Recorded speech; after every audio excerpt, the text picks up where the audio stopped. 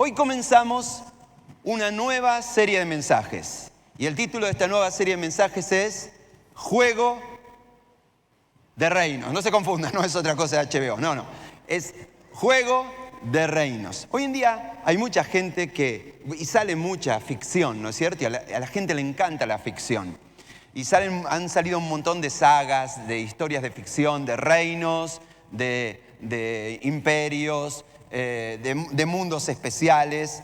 Y yo veo cómo la gente se engancha en esta clase de historias, ¿no? Porque sea cual sea la que a vos te gusta, la serie de libros, la serie televisiva que te gusta, la gente cuando se engancha en algo se aprende todo. Se aprende cuál es la trama, cuáles son los personajes, cuáles son las reglas, hasta la geografía del lugar. La gente se aprende todo, se aprende la trama. Claro, sí, es la tercera edad del sol en la Tierra Media.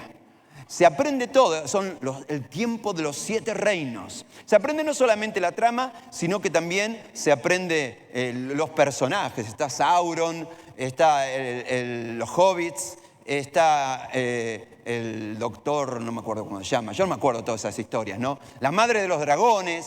Uno se aprende en todos los personajes. Y no solamente se aprende los personajes, sino que se aprende las reglas, el poder de los anillos, se aprende el Estatuto Internacional del Secreto, para entender cómo funciona el juego. Uno se aprende, la gente que le gusta esta clase de ficción, se aprende de memoria todo. Se aprende hasta la geografía, sabe cuál es la Tierra Media, cuál es el lugar del desembarco, Invernalia, todo. Y veo que cuando la gente se engancha en esta clase de ficción, se hace experta. Conoce la trama, los personajes, las reglas, la geografía, todo. Ahora, cuando pensaba en esto, digo, uy, qué paradoja, ¿no? Porque a veces nos enganchamos en estas historias de ficción, nos aprendemos todo lo que ella incluye, pero la historia central, no ficción, la verdadera historia que define el destino de la humanidad, que define tu destino, el verdadero conflicto de los siglos, la verdadera historia épica en la cual todos los que estamos aquí estamos involucrados, a veces nos mantenemos como perfectos ignorantes. No tenemos idea de la trama, no tenemos idea de los personajes, no tenemos idea de las reglas que definen este juego de reinos. Lo cierto es que cuando Jesús entró en escena para traer su mensaje de esperanza era mucho más que venir a promover una religión, ciertas prácticas espirituales o algún método para mejorar tu autoestima. Cuando Jesús entró en escena, Él fue muy claro que lo que Él venía a proponer era un reino. De hecho, una de sus frases inaugurales en el Evangelio según San Marcos, en el capítulo 1, versículo 15, dice así. Dice que Jesús entra en escena y estas son las primeras palabras que pronuncia. Se ha cumplido el tiempo, decía. El reino de Dios está cerca. Arrepiéntanse y crean en las buenas nuevas. Jesús entra en escena y Él dice, vengo a proponerles algo, un reino. Quiero que entiendas que Jesús no vino a proponer una asociación, ni una cooperativa, ni un sindicato, ni un partido político, ni cualquiera de esas formas con que los seres humanos solemos agruparnos y asociarnos. Jesús no habló de una asociación, Jesús habló de un reino. Y un reino es una manera muy específica, totalmente diferente a cualquier manera humana en la cual los seres humanos podemos vincularnos y agruparnos o asociarnos. Un reino tiene un rey, un reino tiene un gobierno, un reino tiene un territorio y un reino tiene súbditos. Jesús no habló de una asociación, Jesús habló de un reino. Me pareció muy importante dedicar las próximas semanas a entender qué es lo que Jesús quiso decir cuando Él dijo, el reino de Dios se ha acercado. Porque mientras como cristianos nos mantengamos en la ignorancia acerca de todo lo que esto significa, vamos a seguir moviéndonos creyendo que estamos agradando a Jesús. Y en realidad, comportándonos bajo cualquier sistema del mundo que no tiene nada que ver con lo que Él vino a proponer. Porque Él vino a proponer un reino. Claro que aquí, presten atención, Él dice, se ha cumplido el tiempo. Cuando Jesús dice esta frase, Él marca un punto en la historia. Se ha cumplido el tiempo. ¿El tiempo de qué? Claro, esto es una saga mucho más grande. Y si vos no viste toda la anterior y no sabés cómo sigue, no vas a entender qué significa este capítulo particular cuando Jesús dice, se ha cumplido el tiempo. Para entender qué significa ese tiempo, hace falta entender la saga completa. Hace falta comprender la historia completa. El conflicto de los siglos que ha estado antes de que nosotros siquiera entráramos en escena. Durante las próximas semanas, quiero que descubras y entiendas cuál es esta historia que viene desarrollándose y que explica todo lo que está pasando en la Argentina, en el mundo, en tu vida, en tu familia y en cada lugar. Así que, ¿se atreven? ¿Están listos? Vamos a sumergirnos en la verdadera historia, no ficción, en la verdadera historia que explica todas las historias. ¿Empezamos? Este es el primer capítulo. El primer capítulo se llama El reino de los cielos.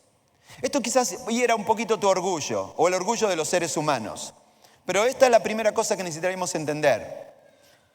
Esta creación y este universo del cual nosotros somos parte no es la primera creación de Dios.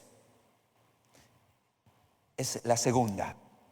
No somos el inicio, somos la secuela de una historia anterior. Antes de que existiera este universo del cual nosotros participamos, Dios ya había escrito un capítulo anterior. Hay una precuela antes de la historia que nos involucra a todos nosotros. Y esa precuela se llama el reino de los cielos.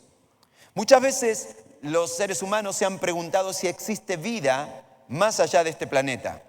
Si existe vida más allá de este universo que conocemos. Esa pregunta, que es una pregunta que hoy en día muchas personas siguen haciéndose, Jesús ya la respondió, la Biblia ya la respondió hace mucho tiempo. Y la respuesta es sí. Más allá de este universo del cual nosotros participamos, hay otras moradas y hay otros universos que Dios creó.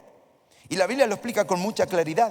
Dice en Colosenses capítulo 1, versículo 16, el apóstol Pablo, que Dios creó todo lo que existe en los lugares celestiales y en la tierra.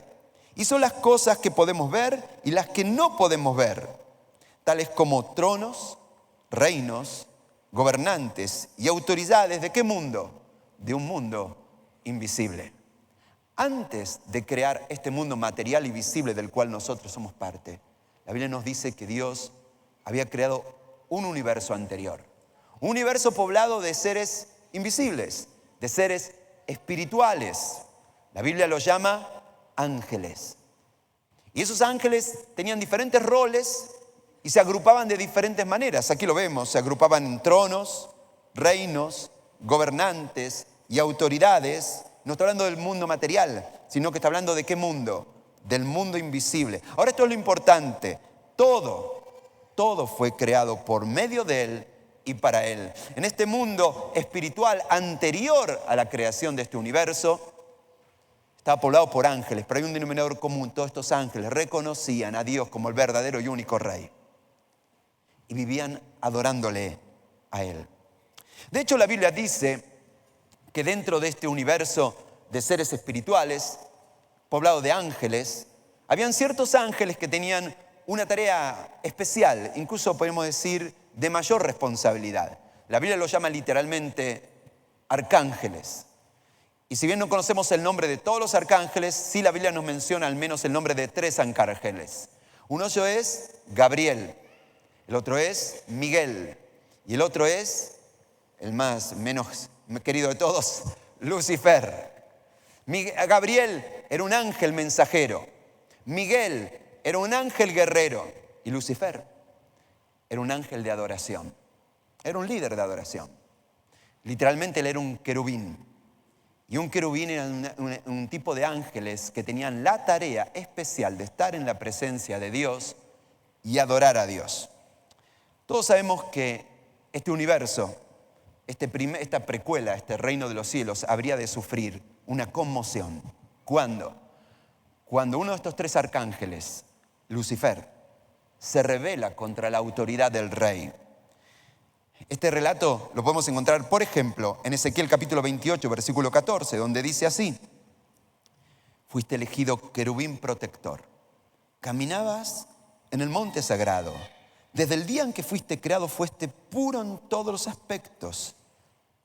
Dios creó a este ángel con talento, con habilidad, con brillantez, hasta que hiciste el mal.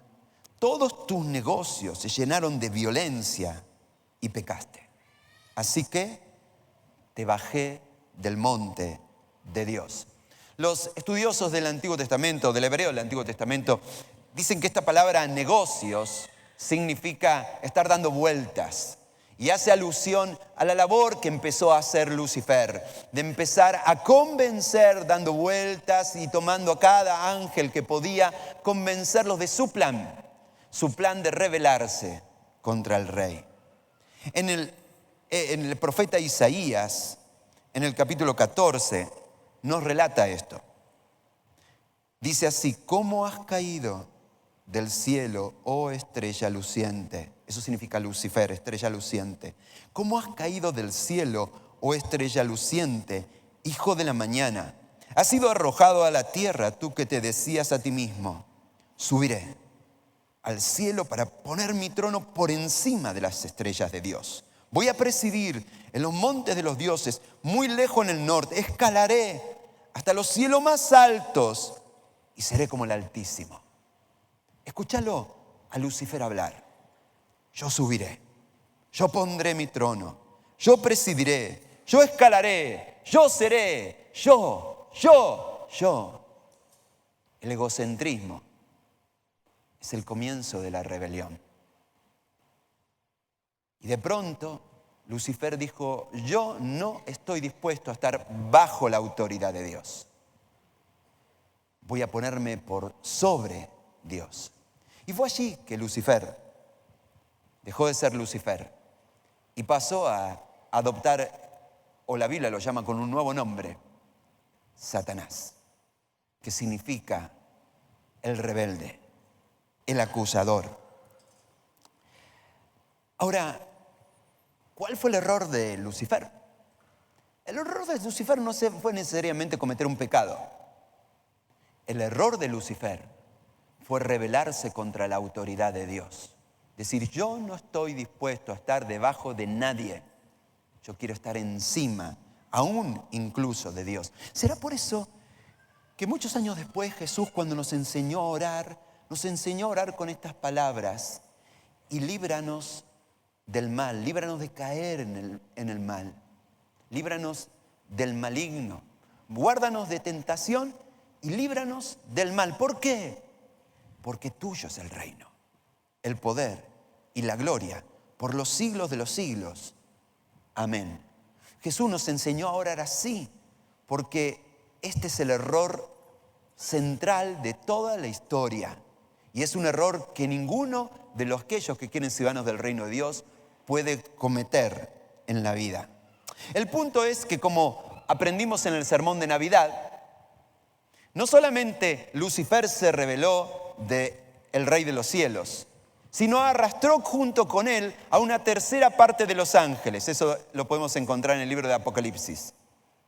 Ahora yo me quedé pensando, ¿no? Porque cuando volví a leer esto, digo: una tercera parte de los ángeles se sumaron a la rebelión de Lucifer. Yo pensaba dentro de mí: qué loco, ¿no? ¿Cómo un tercio de los ángeles pueden haber sido engañados?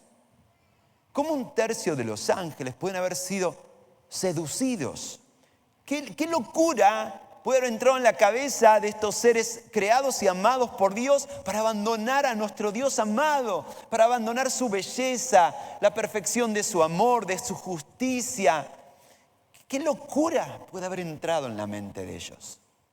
Ahora, lo segundo que me quedé pensando cuando reflexioné en este capítulo de la historia es: ¿cómo se habrá sentido Dios? cuando vio que una tercera parte de los seres que en amor Él creó, le traicionaban y le daban la espalda. Y yo que conozco el corazón de Dios, yo imagino cuánto dolor habrá sentido en su corazón. Quizás hace poquito que estés aquí todavía no sepas bien de qué estoy hablando, quién es este rey al cual amamos. Pero cuando lo conozcas mejor, el día que lo conozcas mejor, vas a entender que habrá habido enorme dolor en el corazón del rey ese día. Ahora, esta tercera parte de todos los demonios, me adelanté, esta tercera parte de todos los ángeles que se sumaron a la rebelión de Dios, también cambiaron su nombre. Y hoy en día los conocemos como demonios. Demonios son todos aquellos que alguna vez eran ángeles perfectos en la presencia de Dios y hoy en día sirven a otro reino. A esta altura del mensaje, muchos de ustedes me están diciendo, pero pastor, ¿qué tiene que ver esto conmigo? Mire, yo tengo problemas económicos, de trabajo, de familia, y usted me está hablando de un cuento ancestral. No te equivoques. Esta historia te involucra. Lo primero que te enseña esta historia es que Lucifer odia al Rey del Cielo. Odia su reino de amor. Y odia todo lo que Él ama. Y vos sos amado por Dios.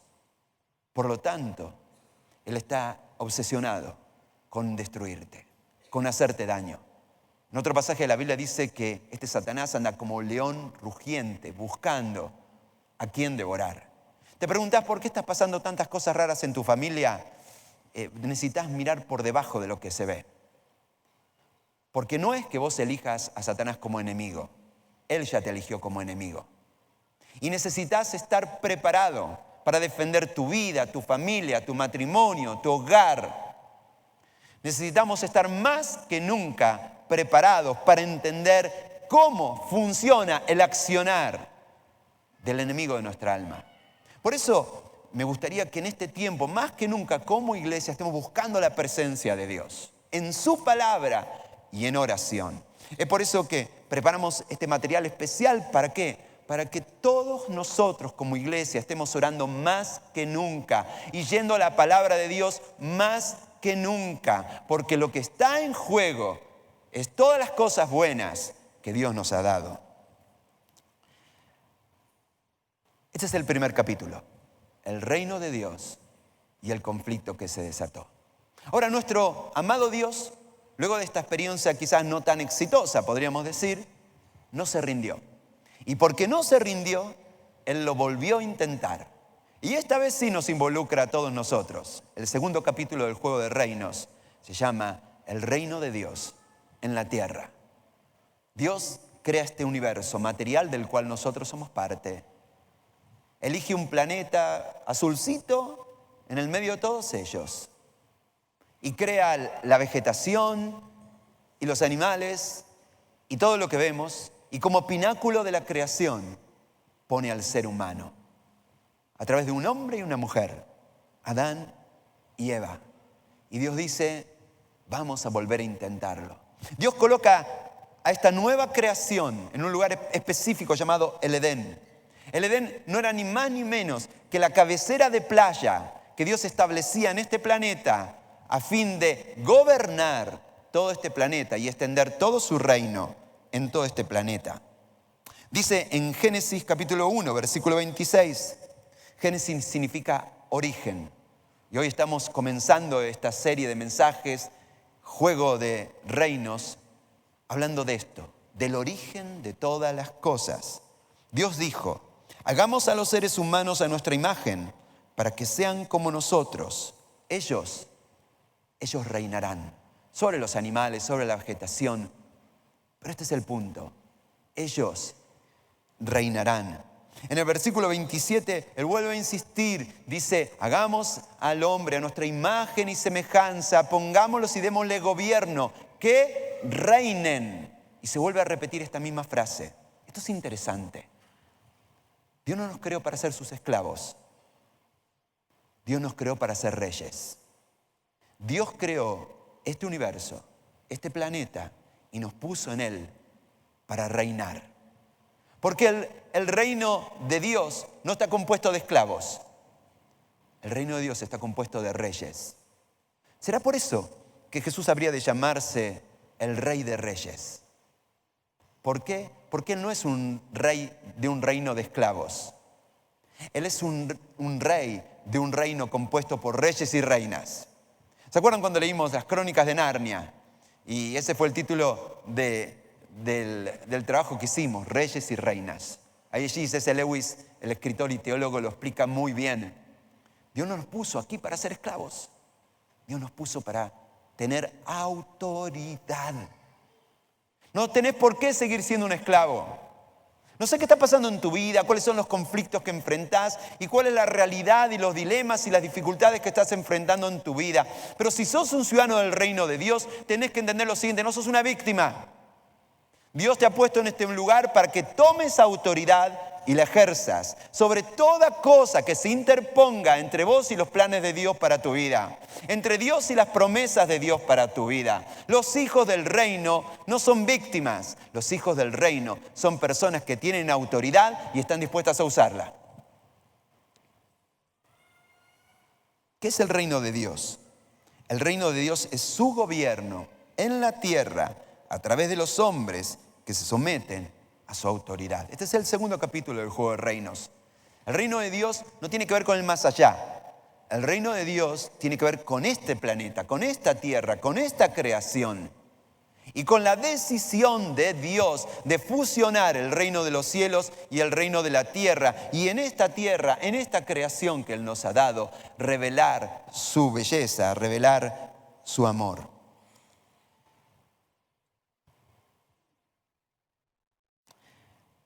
Así que Dios pone a Adán y Eva en ese huerto, en ese jardín del Edén. Un escenario de 1000 oportunidades y una sola regla: obedecer.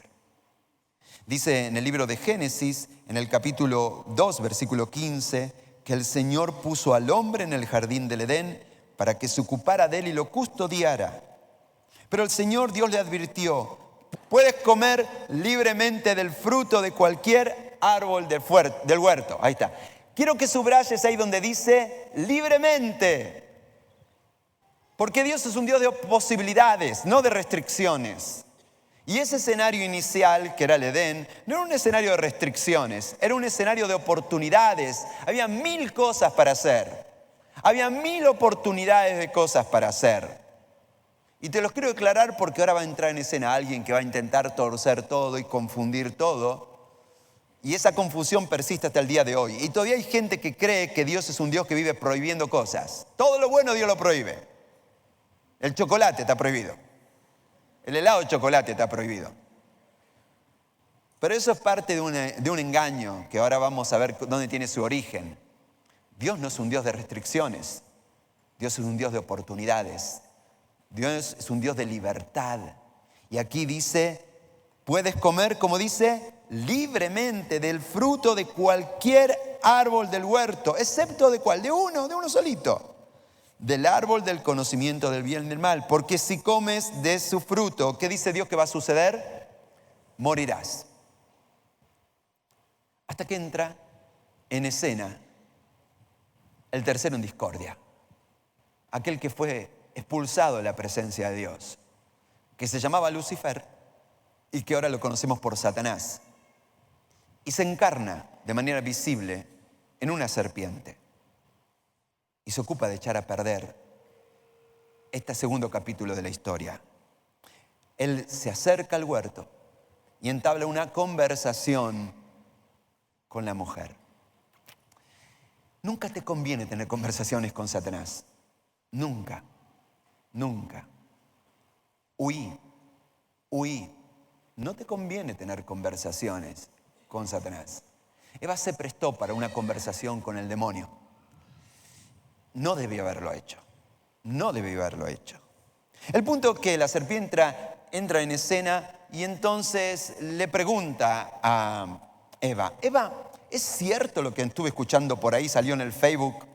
¿Es cierto lo que escuché por ahí de que Dios les prohíbe todo? Que no pueden comer nada de nada, de ningún fruto, de ningún árbol del huerto. Eso se llama tergiversación. Y el engaño de Satanás siempre empieza con la tergiversación. La mujer le responde, no, en realidad podemos comer de cualquier árbol del huerto, solo nos pidió que no comiéramos ni tocáramos este árbol. En realidad Dios nunca dijo que no se podía tocar, ya la mujer ya estaba confundida.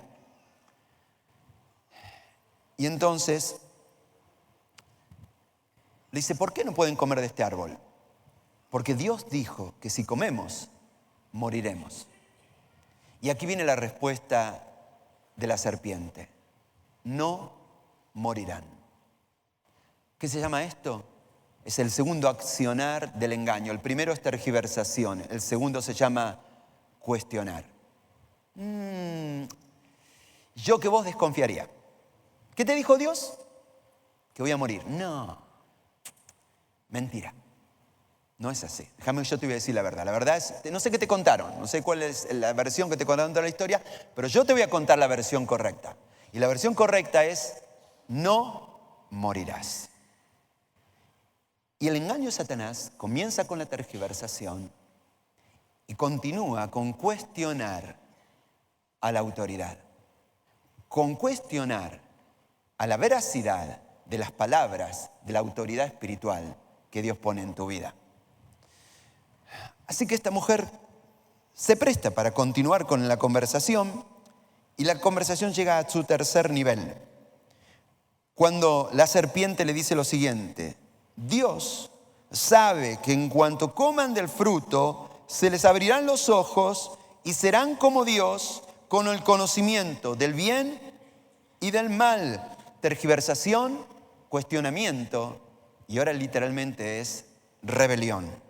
¿Cuál es el argumento de la serpiente? ¿Sabes por qué Dios no quiere que comas de esto? Porque Dios no quiere que seas como Él. Si comen de este árbol, vas a ser como Dios. Bueno, ese era el programa que Satanás tenía. Si recuerdan lo que leímos en Isaías, eso es lo que él propuso. Yo pondré mi trono, yo subiré, yo escalaré, yo seré como Dios. Ahora quiero que entiendas algo. Eva, Adán, ya eran como Dios. La Biblia dice que Dios los creó a su imagen y semejanza. Ya eran como Dios. No necesitaban ningún agregado para poder llegar a ser como Dios, porque ya eran como Dios. Y quiero que lo tomes para tu vida. Dios ya te creó con todas las posibilidades de una vida sobrenatural. Un escritor contemporáneo israelí, Yuval Harari, un bestseller leído por muchas mentes de estas que están imaginando un futuro diferente, ha escrito un libro llamado Homo Deus, en el cual él pronostica que dentro de unas décadas la humanidad va a dar un salto evolutivo y va a aparecer una nueva especie humana llamada el Homo Deus. No el Homo sapiens, sino el Homo Deus. Y esto va a producirse, según este escritor, que es bestseller, está leyendo en todos lugares en este momento. Esto va a ocurrir por dos maneras, o por mutación genética o por la incorporación de la cibertrónica. Sea como sea, el Homo Deus. ¿Qué significa Homo Deus? Significa el hombre Dios.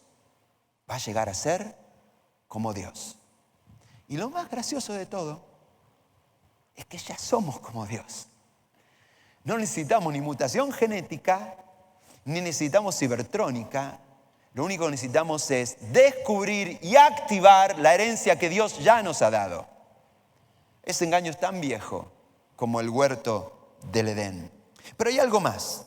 Dice, Dios no quiere que comas de este árbol, porque si comes de este árbol, dice, se les abrirán los ojos, serán como Dios, con el conocimiento del bien y del mal. Eva, Adán, cuando ustedes tengan el conocimiento del bien y del mal, van a poder analizar cada situación por ustedes mismos. Ya no van a necesitar la autoridad de Dios para tomar decisiones. Ustedes con el conocimiento del bien y el mal van a poder analizar cada situación, van a poder analizar cada decisión, van a poder analizar cada conflicto y tomar todas sus decisiones sin necesidad de consultar a la autoridad de Dios. Ese es el plan de rebelión. No lo necesitan a Dios. Cuando tengan el conocimiento del bien y el mal, ustedes mismos, con su propio razonamiento, con su propia inteligencia, analizarán la situación, tomarán su decisión y punto. No lo necesitamos a Dios. Tergiversación, cuestionamiento, y esto se llama, lisa y llanamente, rebelión. Ahora quiero que entiendas esto. Si vos elegís ser leal, al Rey de los cielos, tu tarea no es tomar decisiones en base a tu conocimiento del bien y el mal, porque ese es el plan satánico. Tus decisiones no pueden estar basadas simplemente en tu conocimiento del bien y el mal. Tienen que estar basadas en obedecer a la autoridad de Dios. No basadas en tu propio análisis.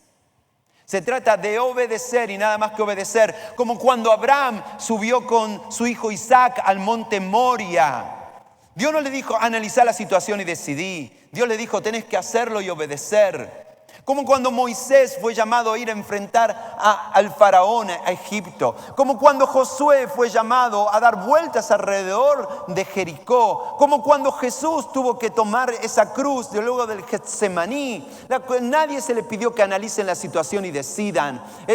La manera en que se maneja un ciudadano del reino, de otra manera, es oyendo a Dios y obedeciendo a Dios. Los hijos de la oscuridad creen que con solamente su propia sabiduría, con su propia opinión, es suficiente para tomar cualquier decisión, sin consultar a la autoridad de Dios. Esa es la madre de todas las rebeliones. Ahora, todo esto tiene consecuencias. ¿Cuáles son las consecuencias? Entonces Dios, el Señor, expulsó al ser humano del jardín del Edén. Quiero que entiendas esto. Dios puso al ser humano en el jardín para que reine, es decir, para que tenga autoridad. Pero solo los que se someten a la autoridad pueden ejercer autoridad. En el preciso momento en que vos te salís debajo de la autoridad de Dios, vos sos expulsado de cualquier autoridad de Dios en tu vida. Dios te dio autoridad, pero esa autoridad rige en la medida en que vos te mantengas debajo de la autoridad de Dios. Esto tuvo consecuencias. Las consecuencias fue que el ser humano perdió su autoridad sobre la creación. Esto tiene consecuencias tremendas. Dios le dio el trono de la tierra a los seres humanos. Dios le dio el cetro para gobernar y reinar la tierra a los seres humanos. Dios le dio autoridad sobre esta creación a los seres humanos. Pero en el preciso momento en que Adán eligió obedecer a la serpiente, le entregó ese cetro, le entregó ese trono a Satanás. Y a raíz de eso, hoy en día, Satanás, o a partir de ese momento, no hoy en día, pero hasta a partir de ese momento, Satanás pasó a ser legítimo gobierno de esta tierra. ¿Por qué? Porque los hombres le entregamos la autoridad, porque los hombres le entregamos el gobierno, porque los hombres le entregamos el cetro que Dios nos había dado y se lo entregamos para que Él gobierne esta tierra. Ese era el sueño de Satanás. Yo subiré y pondré mi trono. Eso es lo que él quería y nosotros se lo dimos. Cada vez que nosotros adoramos a algo que no es el Dios verdadero y viviente, le estamos entregando el trono, el gobierno que se nos fue dado al reino de la oscuridad. Y ese es el tercer capítulo en el juego de reinos, el reino de la oscuridad. Y aquel día, en ese huerto, nació un tercer reino. Y ese reino es el reino de la oscuridad. A partir de ese momento, Satanás pasó a ser el príncipe de este mundo. El Evangelio de Juan, en la primera carta de Juan, capítulo 5, versículo 19, es uno de los tantos textos de la Biblia donde explica con claridad: el mundo que nos rodea está controlado por el maligno. Eso no era en el origen.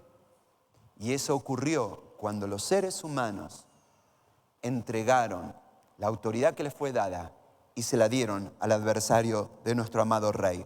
Vuelvo a repetir, cuando damos a algo que no sea Dios, damos nuestro poder para gobernar al enemigo. Este mundo en el cual vivimos, con sus gobiernos, su cultura y todo lo que existe, la semana que viene te voy a explicar más acerca de esto.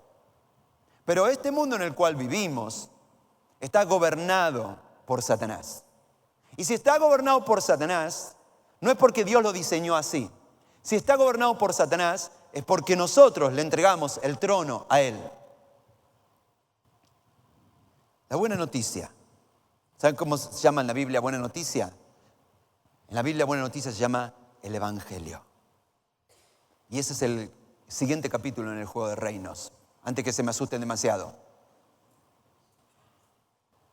Cuando parecía que estaba todo perdido, cuando parecía que habíamos arruinado todo, el legítimo rey regresa a reclamar el reino. Él es el Rey de Reyes, el Señor de Señores. Su nombre es Jesús de Nazaret. Y hace 2000 años Él vino a este mundo. ¿A qué vino este mundo? Vino a reclamar el trono. El trono que fue usurpado. El trono que fue vendido. El trono ilegítimamente ocupado. Él vino a ocupar ese trono. La palabra evangelio, en el tiempo romano, significaba lisa y llanamente un edicto de parte del poder político. Jesús llega a este lugar y da un anuncio, un evangelio, un edicto. Y Él dice, proclamen y digan a las naciones que el Rey está aquí, que el Rey ha regresado. Y Él está dispuesto a ocupar el trono. ¿Y qué significa esto? Que los seres humanos van a tener que elegir a quién le van a dar lealtad y a quién no le van a dar lealtad. Ahora Jesús necesitaba hacer algo para ser el legítimo reclamante del trono. Recuerden que si Satanás llegó a estar sentado en ese trono, no es de manera ilegítima, sino de manera legítima. Ni Adán ni Eva fueron forzados a hacer lo que hicieron. Lo hicieron voluntariamente. Voluntariamente le entregaron el trono a Satanás. Por lo tanto, Satanás estaba sentado en el trono y dice, yo estoy aquí con todo mi derecho. Jesús necesitaba hacer algo para revertir esa situación. Y lo que necesitaba hacer es ser un nuevo Adán. De hecho, el apóstol Pablo en 1 Corintios lo llama así. Jesús es el segundo Adán. Él habría de recorrer el mismo camino de Adán, pero él lo iba a hacer bien. Jesús iba a ser tentado con las mismas tentaciones que iba a ser tentado Adán, que fue tentado Adán. Pero a diferencia de Adán, él iba a triunfar. Sobre todo en la tentación más importante de todas, la tentación de la obediencia. El apóstol Pablo en Filipenses capítulo 2 lo dice de esta manera. Y al manifestarse como hombre, se humilló a sí mismo y se hizo, como dice ahí, obediente. ¿Por qué era tan importante? ¿Te das cuenta por qué era tan importante? ¿Por qué esto no es un detalle menor? ¿Por qué esto es un detalle crucial que cambia la historia? Y Él se hizo obediente hasta la muerte y muerte de cruz. Por eso Dios lo exaltó y le tocó el nombre que está sobre todo nombre. Porque Jesús fue obediente hasta la muerte y muerte de cruz. Por ese hecho, Él recibió el derecho a reclamar legítimamente el trono. Ahora, mira lo que dice aquí. Por eso Dios lo exaltó hasta lo sumo y le otorgó el nombre que está sobre todo nombre, para que ante el nombre de Jesús se doble toda rodilla en el cielo, en la tierra y debajo de la tierra. Jesús no solamente tiene derecho legítimo al trono del reino de Dios en la tierra, sino a todos los reinos. Él es el Rey de Reyes. Ahora, este rey llega a este lugar y dice, hasta ahora estaban bajo un príncipe de oscuridad, pero ahora tienen la opción. Y la opción es si van a seguir entregándole su lealtad al adversario o lo van a hacer a mí. En Juan capítulo 12, versículo 31, dice así Jesús: ha llegado el tiempo de juzgar a este mundo, cuando Satanás, quien gobierna este mundo, ¿qué dice ahí? Será expulsado. Esto no es ficción, esto es la historia que está sucediendo, esto es lo que está ocurriendo. El Rey de los cielos está aquí y toda oscuridad retrocede. ¿Qué quiero decirte? Que eso significa la llegada de Jesús a este mundo. Cuando Jesús hace 2000 años llegó, Él dijo, el Rey está aquí. Ya no tienen por qué vivir bajo intimidación, bajo temor, bajo amenaza. Vos sabés cómo funciona Satanás, ¿no? Satanás tiene dos modos de trabajo. Número uno, primero te incita y te seduce a hacer lo que no tenés que hacer. Y cuando finalmente sale con la suya y logra que hagas lo que no tenés que hacer, su segunda fase de trabajo es venir todos los días a recordarte lo que hiciste. Y a decirte, estás sucio, estás roto, sos una porquería, no tenés derecho, nunca vas a ser amado, no tenés autoridad. Pero Jesús está aquí.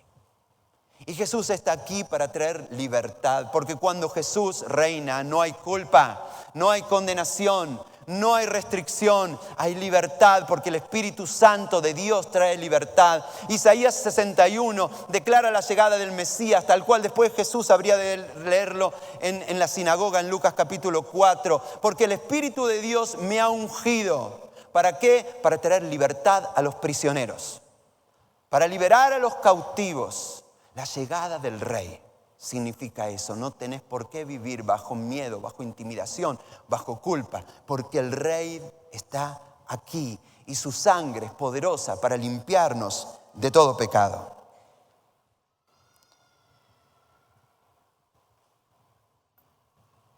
Hoy vamos a llegar solamente hasta aquí en la historia, en esta historia de reinos.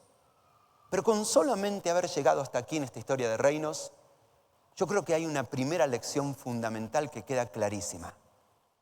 ¿Y cuál es esa primera lección fundamental que queda clarísima? La primera regla del reino.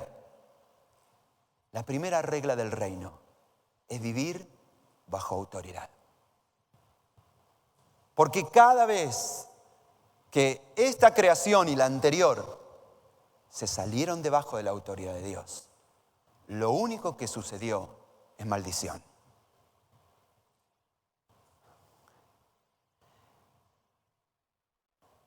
La diferencia central entre los ciudadanos del reino de Dios, la diferencia central entre los ciudadanos del reino de Dios y los ciudadanos del reino de los cielos, es que los primeros viven en rebeldía y los segundos viven bajo autoridad. Esa es la diferencia entre el reino de la oscuridad y el reino de los cielos. Y eso te define cuál es tu lugar y en qué lugar estás. La Biblia es clara que el Evangelio no consiste simplemente en creer. El Evangelio consiste en creer y someterse. Entre creer y obedecer. ¿Por qué? Porque nuestro problema, el problema central de los seres humanos, no es solamente que somos seres pecadores. Es como dice la Biblia, somos hijos de desobediencia. Y experimentar una verdadera conversión, nacer de nuevo, ser trasladado del reino de la oscuridad al reino de la luz, consiste de salir de ese lugar de rebelión, de desobediencia, y pasar a una persona que vive bajo la autoridad de Dios en obediencia. No nos gusta leer esto, pero si volvemos a leer el Evangelio, vamos a encontrar una y otra vez esto. La persona que verdaderamente cree, obedece. La persona que verdaderamente ama a Cristo, obedece. Jesús lo dice en Juan capítulo 14, versículo 23. El que me ama, ¿qué dice ahí? Obedecerá mi palabra. Y mi Padre lo amará y haremos nuestra vivienda en él. Este es el punto. Tu actitud con relación a la autoridad define en qué reino estás. Y cuando hablo de tu actitud a la autoridad me refiero a todo tipo de autoridad, porque en esta semana cuando salgas de aquí te vas a encontrar con diversas formas de autoridad. La autoridad de los padres, la autoridad de maestros, la autoridad de un policía, la autoridad de un portero que dice quién entra, quién no entra, diferentes autoridades. Y cada vez que estés frente a una situación de autoridad, tu actitud frente a la autoridad define dónde está tu corazón. Mi actitud frente a la autoridad, si es de sumisión o rebelión, define el reino al cual pertenezco. La Biblia dice en Romanos 13, versículo 1 en adelante, todos deben someterse a las personas que ejercen autoridad, porque no hay autoridad que no venga de Dios, y las que existen fueron puestas por Él. Así que quien se opone a la autoridad va en contra de lo que Dios ha ordenado, y los que se oponen serán castigados. Tu actitud frente a la autoridad de tus padres, tu actitud frente a la autoridad de tu esposo, tu actitud frente a la autoridad de un maestro, de un policía o de quien sea, eso define el estado espiritual de tu corazón. Claro que nuestra mente rebelde ya empieza a fabricar algún tipo de razonamiento. Bueno, espere poquito. Usted dice que yo me tengo que estar bajo la autoridad de mi jefe. ¿Usted por qué no conoce a mi jefe? Usted me dice que tengo que estar bajo la autoridad de mi esposo. ¿Usted por qué no conoce a mi esposo? Y aparecen los peros. Pero no hay peros. Y por lo que pasa es que hay ciertas autoridades que son injustas. Sí, ya lo sé. Pero no es ningún pero.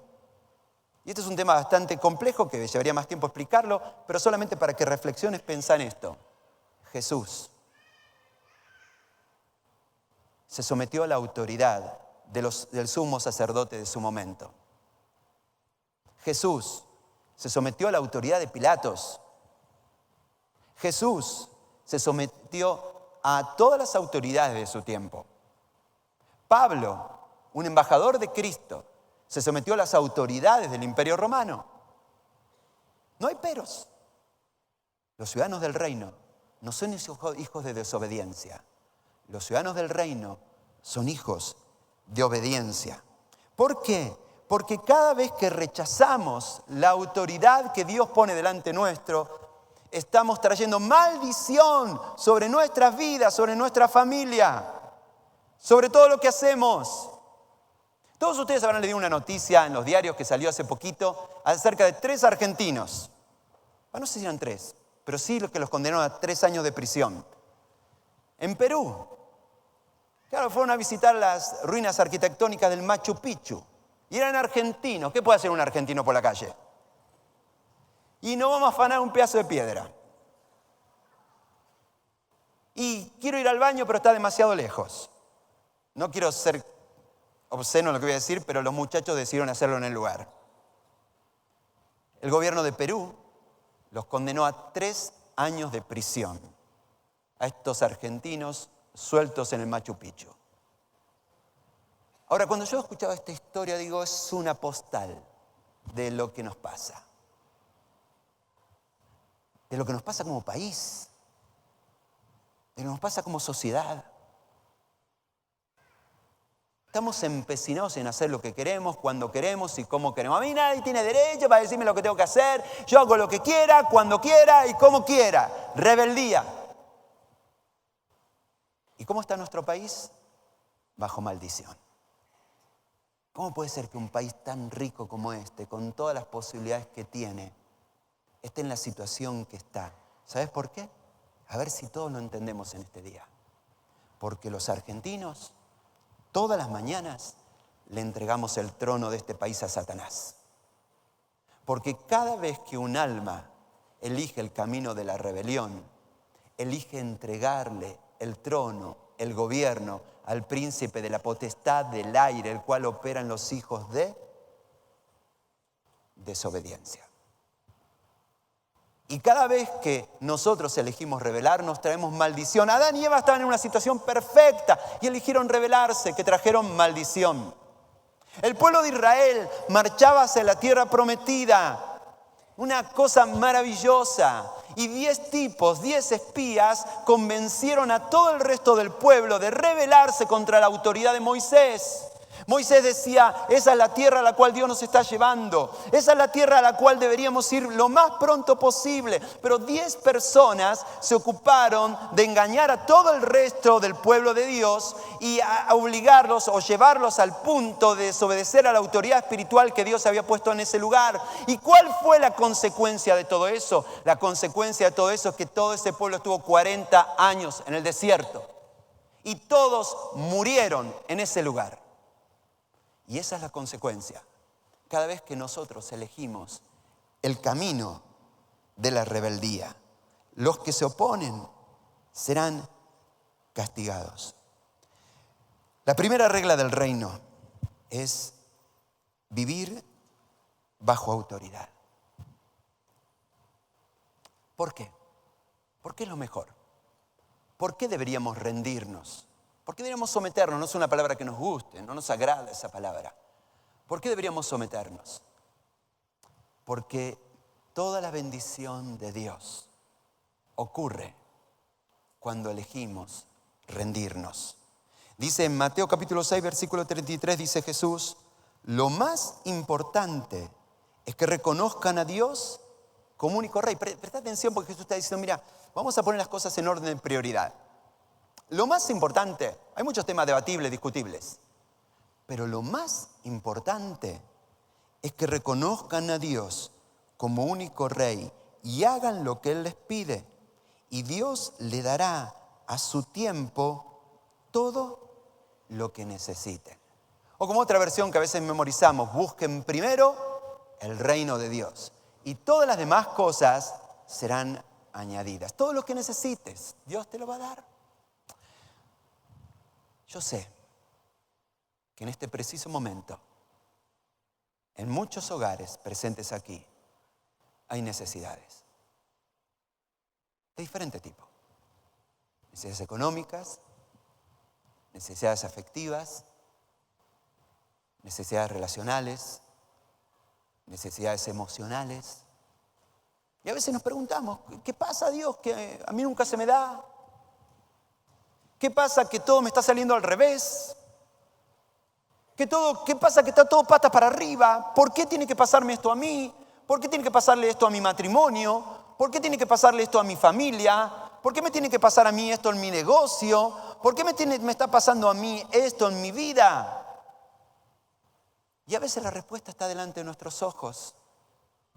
Busquen el reino de Dios y todas las demás cosas para ser añadidas. ¿Sabes cuándo Dios va a poder hacer algo en tu vida?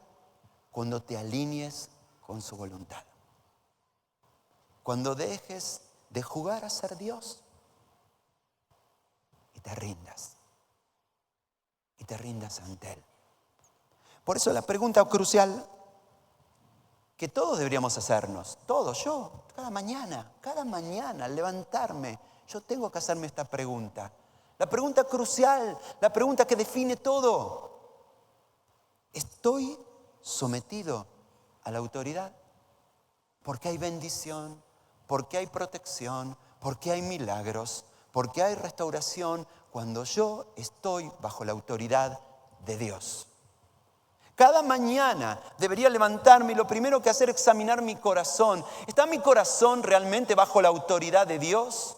¿Son mis pensamientos, mis emociones, mis conductas, mis decisiones realmente están bajo la autoridad de Dios o simplemente me estoy manejando según mi conocimiento del bien y del mal? Yo analizo, yo decido, yo hago. Eso es lo que pasó en el jardín, ¿te acordás, no?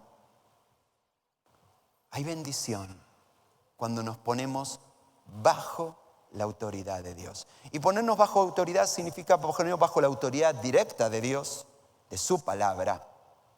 chequear tu corazón. Porque a veces nosotros decimos que estamos bajo la autoridad de Dios, pero en realidad lo hacemos de manera selectiva. Algunas cosas obedecemos y otras cosas no obedecemos. Nos reservamos el derecho de decir qué partes de la Biblia voy a obedecer y qué partes de la Biblia no voy a obedecer. Este texto no me gustó, así que no lo voy a cumplir. La pregunta es, ¿estoy completamente bajo la autoridad de Dios? Y en segundo lugar, ¿estoy bajo la autoridad de las autoridades delegadas por Dios? Mis padres, las personas que Dios pone en autoridad en mi iglesia. Porque no vas a encontrar bendición. A ver, soy tu pastor. Y lo único que quiero es verte bien. Darte un consejo que espero que te sirva para toda la vida. No vas a hallar paz. No vas a hallar bendición. Hasta que no seas un hombre, una mujer que vive bajo autoridad. Bajo la completa autoridad de Dios en tu vida. ¿Por qué? Porque cuando vos te pones bajo la autoridad de Dios, el reino de Dios viene. Cada vez que un hombre, una mujer eligen el camino de la rebeldía, le entregan su cetro al imperio de la oscuridad. Y el imperio de la oscuridad avanza. Pero cada vez que alguien se arrepiente y decide entregarse completamente a Jesucristo, el reino de Dios avanza. El reino de Dios no avanza en metros cuadrados. El reino de Dios avanza en corazones ganados por el amor del Rey. Y en este momento el Espíritu Santo de Dios está queriendo ganar tu corazón. Está queriendo persuadirte de que salgas del engaño y corras a Él y corras a sus pies. ¿Por qué? Porque cuando vos estás bajo su autoridad, bajo su reino, hay protección sobre tu familia, sobre todo lo que haces. Hay bendición, hay frutos, hay cosecha. Cuando vos estás bajo la autoridad de Dios, hay influencia, porque solo aquellos que están bajo autoridad tienen derecho a ejercer la autoridad que Dios dispone. Y Dios ha puesto en vos un montón de cosas para hacer en la vida. Vocación, sueños, logros y metas. Dios te dio una autoridad específica para unas metas específicas, para sueños específicos en tu vida. Pero esos sueños y esa autoridad de Dios para tu vida no se va a activar hasta que estés bajo su autoridad. Porque cuando nos salimos bajo de su autoridad, como hizo Lucifer, como hizo Adán, somos expulsados. Somos expulsados del cielo, somos expulsados del Edén, somos expulsados a una vida triste, fea, llena de enojo, llena de dolor, llena de tristeza, un desierto en el cual no hay bendición de ningún tipo. Jesús dijo, el reino de Dios se ha acercado. Por lo tanto, usted lo leyó en Marcos 1. Por lo tanto, arrepiéntanse. La palabra en griego es la palabra metanoia. Significa más que el de derramar la lágrima de cocodrilo.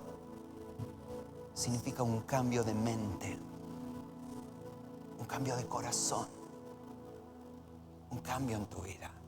El reino de los cielos está llegando con bendición, con sanidad, con restauración.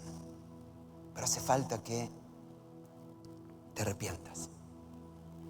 Solo el Espíritu Santo puede convencer de pecado, de justicia y de juicio. Espíritu Santo de Dios, muévete en este lugar. Espíritu Santo, espíritu de amor, de ternura, de gracia, pero también espíritu de autoridad, de gobierno. Muévete en este lugar y derrama tu gracia sobre los corazones tristes, sobre aquellos que caminan en desiertos, sobre aquellos que están aquí, Señor, y no encuentran la bendición en su vida. No la encuentran y no saben por qué. Si hoy estás aquí por primera vez Hoy vas a comprender desde el primer día que ser cristiano no es una religión. Ser cristiano es una declaración de rendición al Rey. Si nunca diste este paso fundamental en tu vida, hoy es tu momento.